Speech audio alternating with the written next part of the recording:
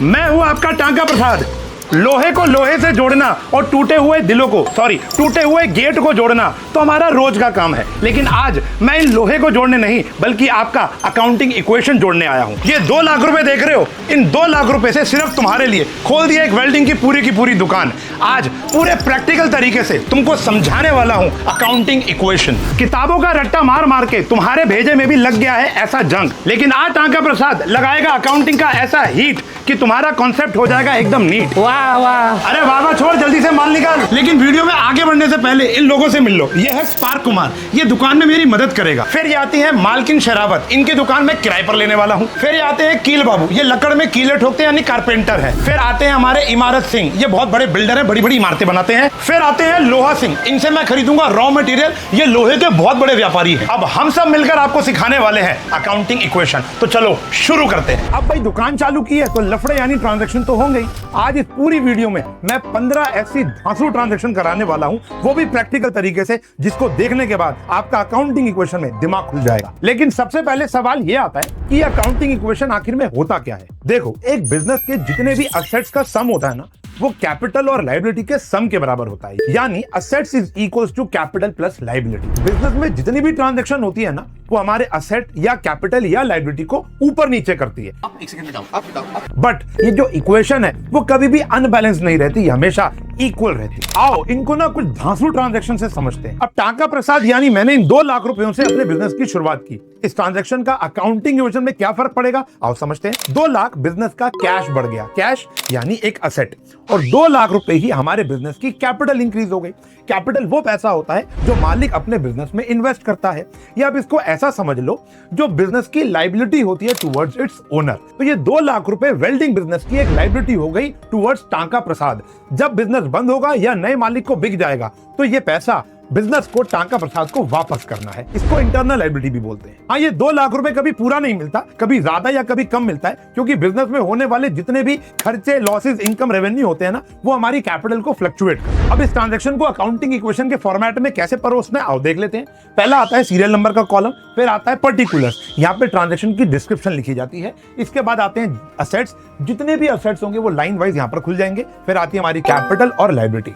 ध्यान ये रखना है कि हमारे असेट्स जो होंगे वो कैपिटल प्लस लायबिलिटी के बराबर आएंगे, और ध्यान रखने की नीड नहीं है, ऑटोमेटिकली अगर आप ट्रांजैक्शन सही रिकॉर्ड कर रहे हो तो ये आएगा ही आएगा। सबसे पहली ट्रांजैक्शन जैसे हमने देखी थी, हमारा बिजनेस कैश से स्टार्ट हुआ था, तो कैश बढ़ा था और कैपिटल बढ़ी थी। तो ध्यान से देखना, हम यहाँ पर असेट में कैश का कॉलम खोल देंगे 2 लाख। हमारे बिजनेस में एक असेट पैदा हो गया है 2 लाख का कैश, और साथ ही साथ हमारी कैपिटल भी बढ़ गई है 2 लाख रुपयों से। तो ये साफ दिखाई दे रहा है कि जितने भी हमारे असेट्स हैं वो हमारी कैपिटल प्लस लायबिलिटी के बराबर है। 2 लाख इधर, 2 लाख इधर। दूसरी ट्रांजैक्शन में टांका प्रसाद जाता है बैंक अकाउंट खोलने के लिए। इन्हीं 2 लाख रुपए में से वो 20,000 रुपए निकालता है और बैंक में जाकर जमा कर देता है। अब इस ट्रांजैक्शन का इफेक्ट क्या हुआ, हमारा कैश 2 लाख रुपयों से 1,80,000 रह गया, और एक नया असेट पैदा हो गया, वो है बैंक अकाउंट का। 20,000 से ये पैदा हो गया। अभी भी आपके टोटल असेट 2 लाख ही हैं, कैपिटल को इससे कोई फर्क नहीं पड़ा, लायबिलिटी आपकी अभी भी 0 ही है। तो इसको अकाउंटिंग इक्वेशन में कैसे लिखेंगे, सबसे पहली बात तो यहाँ पर डिस्क्रिप्शन लिख देना, ओपन द बैंक अकाउंट, और एक नया कॉलम खोल देना बैंक अकाउंट का। जितने भी असेट खुलेंगे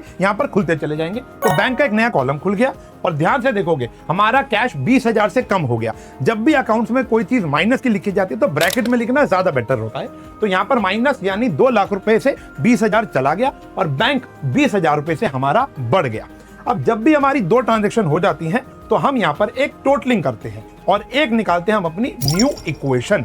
अब आप ध्यान से देखना, इस इक्वेशन में हमारे जितने भी असेट होंगे वो कैपिटल प्लस लायबिलिटी के बराबर होंगे। मैं दिखाता हूं, हमारा कैश कितना बचा, 1,80,000, हमारा बैंक कितना है 20,000, और यहां पर देखोगे कैपिटल अभी भी 2 लाख है, और हमारे सर पर कोई भी लायबिलिटी नहीं है। तो यहां से पता चलता है कि इन 2 ट्रांजैक्शन के बावजूद भी हमारे असेट जो है वो कैपिटल प्लस लायबिलिटी के बराबर है। अब तीसरी ट्रांजैक्शन में टांका प्रसाद जाता है एक वेल्डिंग मशीन खरीदने, तो उसके हाथ में 1,80,000 रुपए थे कैश। उसने क्या किया, 12,000 रुपए कैश निकाला और वेल्डिंग मशीन वाले को दे दिया। उससे उसके बिजनेस में एक नया असेट पैदा हो गया, वेल्डिंग मशीन। 12,000 रुपए का नया असेट पैदा हो गया, वेल्डिंग मशीन, और कैश 12,000 से कम हो गया। कैपिटल को अभी भी कोई फर्क नहीं पड़ा, और बिजनेस की लायबिलिटी अभी भी 0 है। तो यानी परचेज मशीनरी फॉर कैश, अब हमारे मशीनरी एक कॉलम खुल जाएगा असेट साइड पर, कैश हमारा 12,000 रुपए से कम हो जाएगा और एक नया असेट पैदा हो जाएगा 12,000 रुपए से। अगर हम इसकी टोटलिंग करेंगे और न्यू इक्वेशन लिखेंगे तो हमारे पास जो कैश बचेगा वो 1,68,000 का बचेगा। बैंक अभी भी 20,000 रुपए का ही है और मशीन हमारी 12,000 की हो गई। तो टोटल मेरी कैपिटल आज भी 2 लाख ही है और मेरे सर पर लायबिलिटी 0 रुपीस। अब आफ्टर 3 ट्रांजेक्शन टांका प्रसाद के हाथ में थे 1,68,000, इसमें से वो 40,000 रुपए का रॉ मटेरियल खरीद लेता है कैश देकर। अब बिजनेस से कैश तो चला गया, यानी कैश कम हो जाएगा 40,000 रुपए से, और साथ में बिजनेस में गुड्स यानी रॉ मटेरियल बढ़ जाएगा 40,000 रुपए का। यहां पर फिर क्या हुआ, एक असेट कम हुआ और एक असेट बढ़ गया। कैपिटल अभी भी कोई चेंज नहीं हुई और लायबिलिटी अभी भी 0। अब चौथी ट्रांजेक्शन है परचेज गुड्स फॉर कैश। अब यहां पर मेरा एक स्टॉक नाम का या गुड्स नाम का असेट पैदा हो जाएगा। अब इसको देखोगे तो कैश मेरा 40,000 कम हो गया था और गुड्स आ गए थे मेरे पास 40,000 रुपए के। एक असेट कम हुआ, एक असेट पैदा हो गया, और अगर ध्यान से देखोगे तो कैपिटल और लायबिलिटी अभी भी मेरी 2 लाख और 0 ही रहेंगी। बाकी हाँ, कैश मेरा 1,28,000 बचा है, बैंक अभी भी अनटच्ड है, मशीन 12,000 की ही है और गुड्स मेरे पास आ गए हैं 40,000। अब टांका प्रसाद ने माल तो खरीद लिया, मशीन तो खरीद ली, लेकिन इनको रखेगा कहां? कोई दुकान तो चाहिए। तो टांका प्रसाद जाता है मालकिन शेरावत के पास। अब मालकिन शेरावत को कहता है कि मुझे अपनी दुकान किराए पर दे दो। तो मालकिन शेरावत कहती है ठीक है, हर महीने का 10,000 रुपए लगेगा। तो वो कहता है जी ठीक है। अब 10,000 रुपए टांका प्रसाद का रेंट यानी एक खर्चा पैदा हो गया। अब उसको हर महीने मालकिन शेरावत को 10,000 रुपए एज अ रेंट पे करना है। जितना भी रेंट पे कर लो, दुकान आपकी तो नहीं होगी, तो ये एक खर्चा है, तो इससे आपका असेट पैदा नहीं होगा। तो जितने भी खर्चे होते हैं ना, हमारी कैपिटल में से माइनस हो जाते हैं। तो कैश 10,000 से कम हो गया और खर्चा है तो कैपिटल भी 10,000 से कम हो जाए। तो बस इसको अकाउंटिंग इक्वेशन में ऐसे लिख लो, पेड रेंट इन कैश 10,000 हमारा कैश में से माइनस हो जाएगा और 10,000 हमारी कैपिटल में से माइनस हो जाएगा।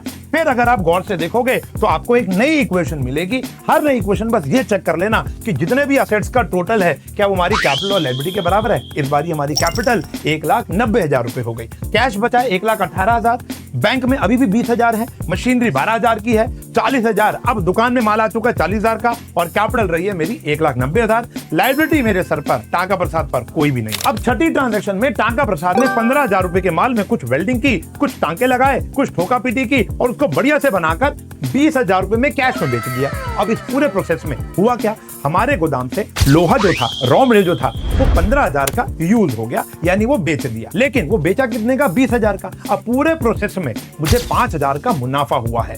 अब ये जितना भी मुनाफा या प्रॉफिट होता है ये कैपिटल बढ़ा देता है। तो moral of the story is कि यहाँ पर गोदाम से 15,000 रुपए का तो माल चला गया, स्टॉक कम हो गया, गुड्स कम हो गए। 20,000 रुपए हमने कस्टमर से कैश लिया तो हमारा कैश 20,000 से बढ़ जाएगा और हाँ, साथ ही साथ हमारी कैपिटल भी 5,000 रुपए से बढ़ जाएगी क्योंकि हमारा प्रॉफिट है। यानी सोल्ड गुड्स फॉर कैश की जो ट्रांजैक्शन होगी वो हमारा कैश 20,000 रुपए से बढ़ा देगी, गोदाम से माल 15,000 रुपए का चला जाएगा और 5,000 रुपए हमारी कैपिटल इंक्रीज हो जाएगी। और ये आगे बेटा इसकी न्यू इक्वेशन। अभी भी देखोगे तो जितने भी असेट्स का टोटल है वो हमारी कैपिटल और लायबिलिटी के बराबर है और लायबिलिटी टांका प्रसाद की अभी भी 0 ही है। अब 7वें ट्रांजैक्शन में एंट्री होती है लोहा सिंह की, जिससे टांका प्रसाद ने 60,000 रुपए का माल उधार पर खरीदा था।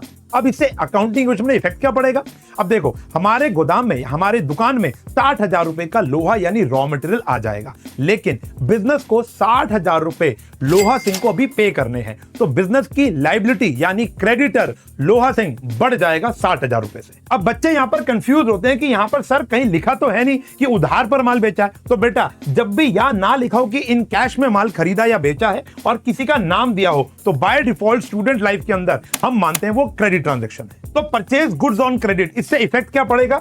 सबसे पहले तो हमारा गोदाम में 60,000 रुपए का माल आ जाएगा और साथ ही साथ हमारी लायबिलिटी जो कि क्रेडिटर के नाम की होगी वो 60,000 रुपए से पैदा हो जाएगी।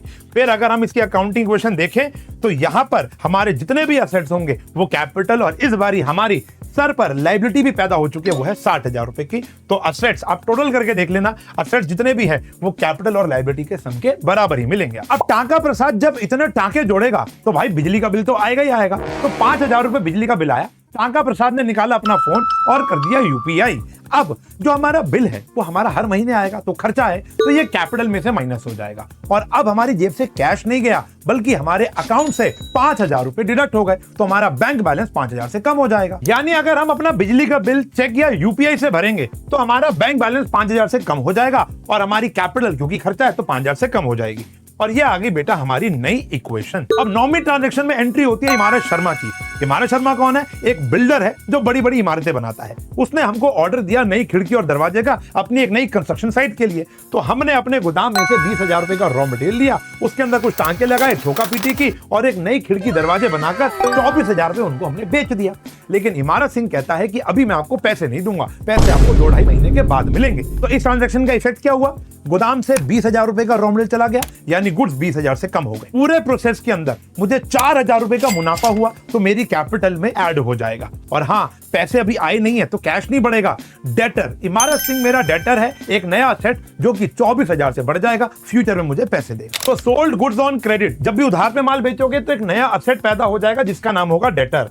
अब हमारे गोदाम से 20,000 रुपए का माल तो चला जाएगा, रॉ मटेरियल जिसका इस्तेमाल करके हमने खिड़की दरवाजे बनाए, और हमारा डेटर पैदा हो जाएगा 24,000 का।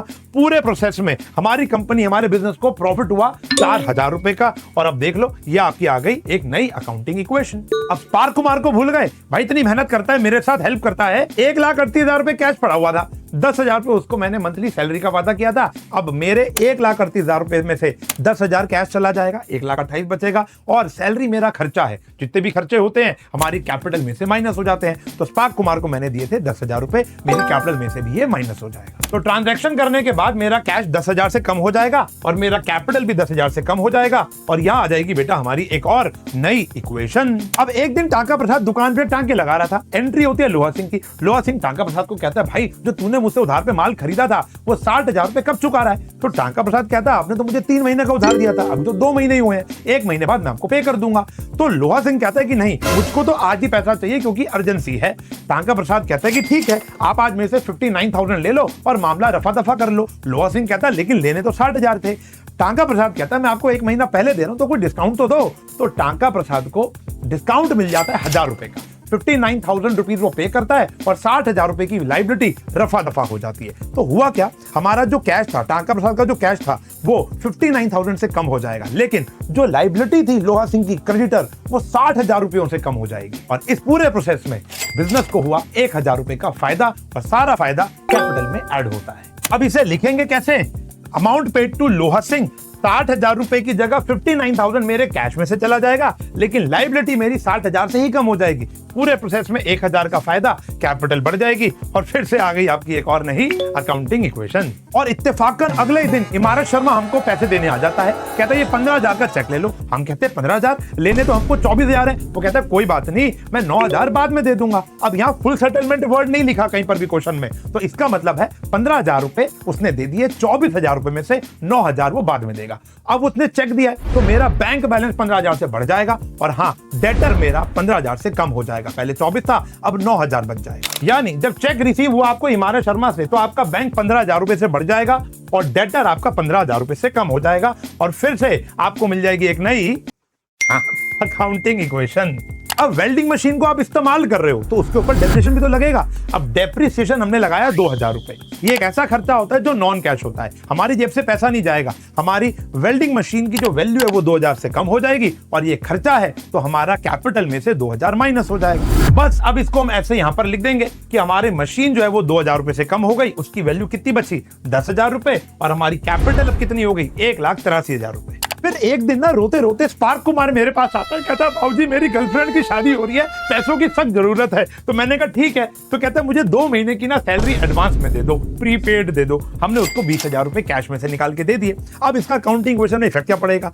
अब आप सोच रहे होगे कि कैश तो चला गया, जो कि बिल्कुल ठीक है, तो कैश 20,000 से कम हो जाएगा, लेकिन यहाँ कैपिटल 20,000 से कम नहीं होगा, क्योंकि ये मेरा अभी का खर्चा नहीं है, ये खर्चा पैदा ही नहीं हुआ था, ये खर्चा तो फ्यूचर का है। तो ये मेरा एक प्रीपेड एक्सपेंस है, इसको हम एसेट ट्रीट करते हैं। ये एसेट के कॉलम में आएगा, कैपिटल में से माइनस नहीं होगा। तो ट्रीटमेंट इज कैश में से 20,000 माइनस हो जाएगा और प्रीपेड एक्सपेंस का नया कॉलम खुलेगा, उसमें ऐड कर दूंगा मैं 20,000 रुपए। बिल्कुल ऐसे प्रीपेड सैलरी में कैश में से 20,000 माइनस हो जाएगा और प्रीपेड एक्सपेंस का एक नया कॉलम खुल जाएगा 20,000 रुपए से। फिर आ जाएगी हमारी नई इक्वेशन। अब टाका प्रसाद की दुकान पर आता है कील बाबू। कील बाबू कौन है? जो लकड़ी में कील ठोकता है, यानी एक कारपेंटर। वो टाका प्रसाद को कहता है कि जो तू इमारत सिंह की जो नई कंस्ट्रक्शन साइट है उसके अंदर लोहे का काम कर रहा है, या तो मुझे भी कॉन्ट्रैक्ट दिला दे लकड़ी का, तो मैं तेरे को कमीशन दे दूंगा। हमने उसकी बात इमारत सिंह से करवा दी और बदले में मुझे कील बाबू ने 5,000 रुपए कमीशन दे दी। अब इसका इफेक्ट हमारी अकाउंटिंग इक्वेशन में क्या पड़ेगा?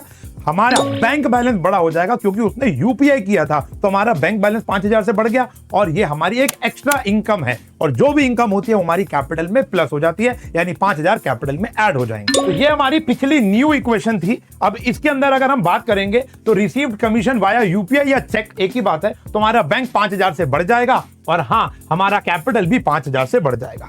अब हमारा क्वेश्चन यानी ट्रांजैक्शंस खत्म हो चुकी हैं, अब न्यू इक्वेशन नहीं आएगी। अब आती है बेटा फाइनल इक्वेशन, जहां पर सारे के सारे असेट्स, कैपिटल और लायबिलिटी बराबर हो जाते हैं। आप इसका टोटल करोगे वो इन दोनों के टोटल के बराबर होगा। आई होप आपको ये वीडियो बहुत पसंद आई होगी और प्रैक्टिकल तरीके से आपको अकाउंटिंग इक्वेशन समझ में आ गया होगा। मुझे पता है किताबों में बहुत सारे क्वेश्चन हैं, इसलिए मैंने लास्ट ईयर एक बहुत बढ़िया धमाकेदार वन शॉट बनाया था, जिसका लिंक मैं आपको पिन कमेंट या डिस्क्रिप्शन में दे दूंगा, तो प्लीज उसको जाकर देख लेना। उसमें बहुत सारी अमेजिंग ट्रांजैक्शन है। ये वीडियो का मेन उद्देश्य आपको प्रैक्टिकल तरीके से अकाउंटिंग इक्वेशन की अप्रोच समझाना था। आई होप हम सारे मिलकर इस पर खरे उतरे होंगे। ऐसी और वीडियोस के लिए चैनल को सब्सक्राइब करना ना भूलें और वीडियो को लाइक और शेयर जरूर करें।